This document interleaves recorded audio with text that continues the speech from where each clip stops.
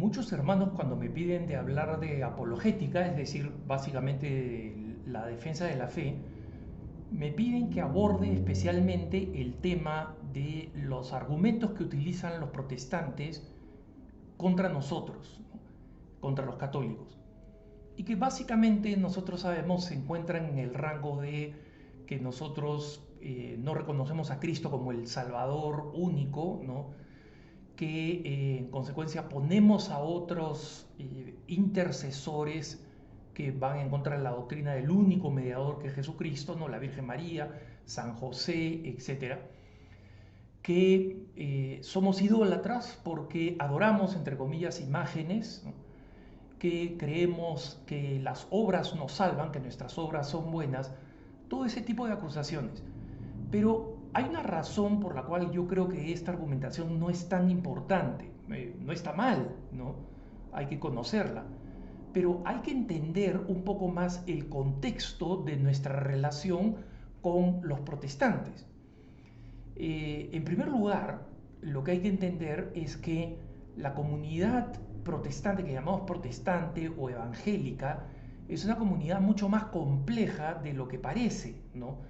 Nosotros los católicos muchas veces hemos dicho católico ignorante, seguro protestante, y eso es verdad. O sea, el católico que no conoce su fe, para aquel católico para quien su fe es una cuestión puramente cultural, el día que se quiere convertir, ¿no? Y que deja de bautizar simplemente porque así lo hacían sus padres, que deja de ir a la confirmación simplemente porque eso forma parte de un requisito para el matrimonio católico, se deja de casar en una iglesia porque es más bonito y más parte de la tradición, y de verdad quiere convertirse, muchas veces se encuentra con que ese deseo de conversión y de vida auténtica no la encuentra entre los católicos, que son todos católicos sociológicos, no de convicción, ¿no?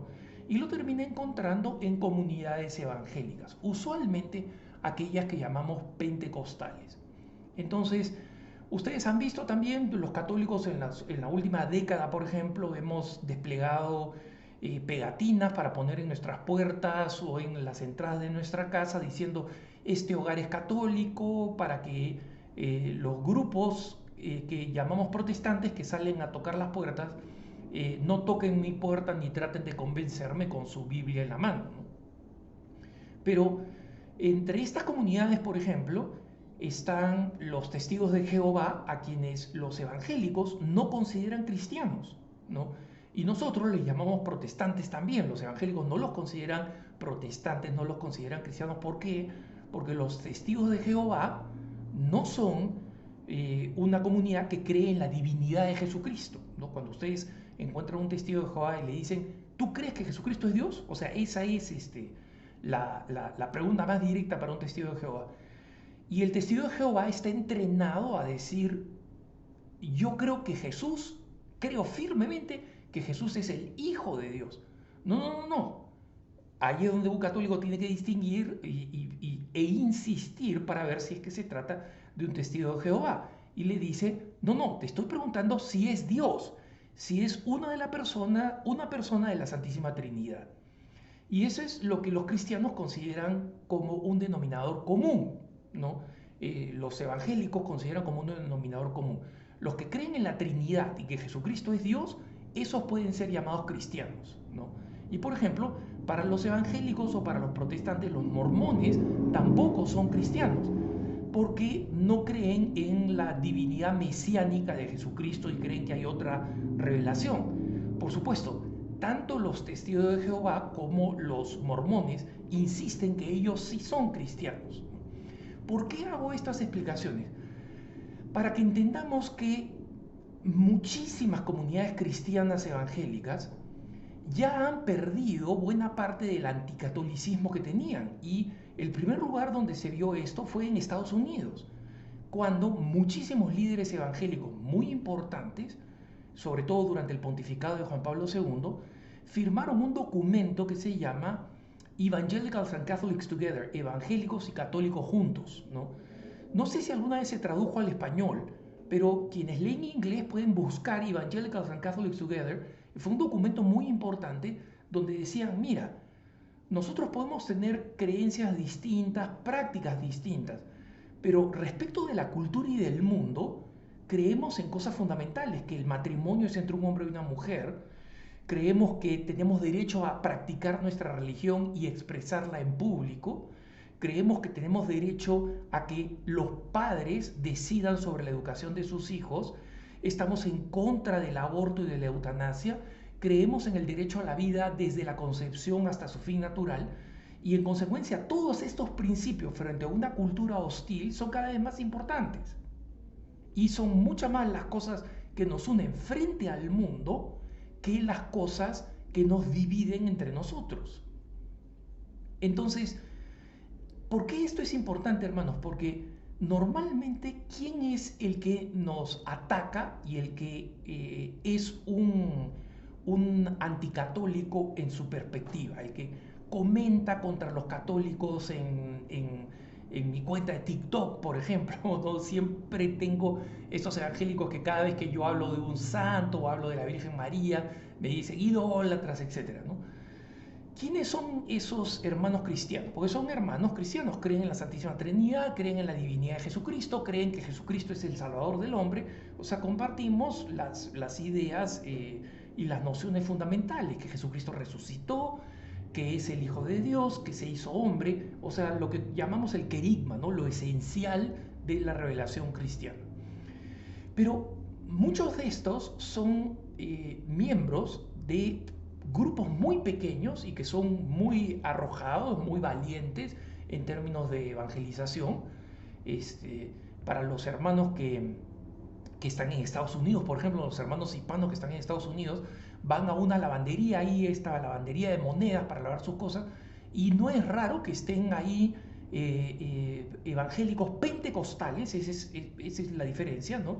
Normalmente forman parte de un grupo muy específico de la comunidad evangélica, son los pentecostales, usualmente de lo que se llaman asambleas de Dios, ¿no? Y estas personas son las que son profundamente anticatólicas, y en parte son profundamente anticatólicas porque creen en una narrativa de que la iglesia católica es la prostituta de Babilonia, ¿no? Y que el Papa es el anticristo, que es básicamente una vertiente relativamente marginal de la comunidad evangélica, ¿no? Y que son los adventistas del séptimo día, ¿no? Ellos son los que básicamente creen todos esos horrores sobre la Iglesia Católica y han tenido su impacto, ¿no? En algún tiempo la segunda comunidad cristiana más grande de los Estados Unidos después de la católica, los bautistas del sur, pensaban eso, pero a partir de este documento, Evangélicos y Católicos Juntos, que es o de los 80 o de los 90, ¿no? Esta visión entre los bautistas ha cambiado, ¿no? Pero estos grupos pequeños, que no quiero llamar sectas para que no entremos acá en términos de insulto, ellos nos dicen que nosotros somos la secta más grande del mundo, ¿no? Porque somos 1.2 billones o 1.200 millones los católicos, pero obviamente pues es ridículo llamarnos secta porque secta viene de separar, secare viene de partirse, de separar, ¿no? Y nosotros no somos los separados son ellos, pero no quiero llamarlos sectas, pero además de esta visión, de esta vertiente que tienen de que nosotros los católicos somos digamos, la prostituta de Babilonia y que el Papa es el anticristo, es el 666, etc., tienen otro elemento que es un profundo complejo de inferioridad frente a la Iglesia Católica, ¿no? Este factor psicológico no hay que descartarlo. ¿Por qué? Porque normalmente estas asambleas de Dios o estas iglesias pentecostales son iglesias individuales que están en un lugar específico, ¿no? Entonces son una pequeña comunidad que es muy parecida a otra que está por acá o a otra que está por acá, y por eso tenemos la sensación de que son muchos, ¿no? Pero que básicamente tienen todas sus creencias y todo su culto centrado no en Jesucristo, sino en un pastor. Y un pastor que 90% del tiempo, especialmente entre los hispanos, es autoelegido, ¿no? Y esto no lo digo de una manera despectiva, o sea, hay que tener una mentalidad muy empresarial y bastante arrojada y valiente para decir, ¿sabes qué? Voy a convertir estas 4 paredes en un templo, pongo mi letrero de iglesia de cualquier cosa, han visto ustedes que todos cambian, ¿no? Algunas de ellas le añaden asambleas de Dios más chiquitito abajo, ¿no? Para decir, formamos parte de una comunidad más grande, pero son literalmente una pequeña unidad aislada en el mundo. Entonces, claro, este cristiano siente que él con la Biblia ya lo tiene todo, ¿no? Y que con esa Biblia puede ir a cualquier lado. Pero ¿dónde rinde culto? Entonces te va a decir, nosotros rendimos culto, como dice Jesucristo, en espíritu y verdad, no nos interesa a qué templo vamos. Bueno, pero eso significa que tu comunidad carece del carácter de iglesia en el sentido universal, ¿no?